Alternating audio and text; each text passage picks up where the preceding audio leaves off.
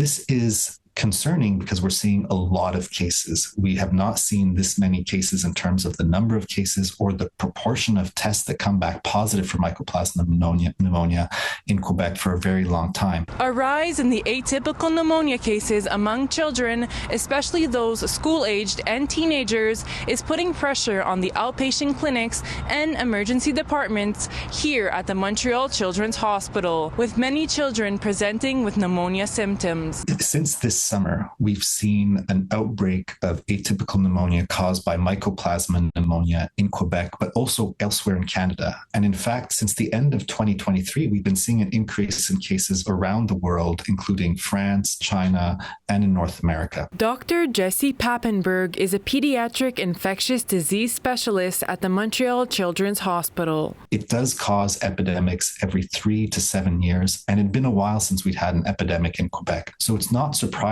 that we will have one now. Dr. Papenburg says this differs from a typical pneumonia, which presents more acutely with high fever, difficulty breathing, and a lot of coughing, and a much more sudden onset. An atypical pneumonia is caused primarily by a bacteria called Mycoplasma pneumoniae. It differs in terms of its clinical presentation from a typical pneumonia in that the onset tends to be subacute. In other words, a slowly grumbling course that involves often a low-grade fever, but not necessarily fever, and cough that can persist over a couple of weeks. And it's important for frontline clinicians to be aware of the epidemiology because they need to be able to make decisions on who needs a chest x-ray, who needs antibiotics, and knowing what's going around is important. Papenburg adds that the most atypical pneumonia cases will improve on their own without need for antibiotic therapy, but giving the appropriate antibiotics can reduce the duration of symptoms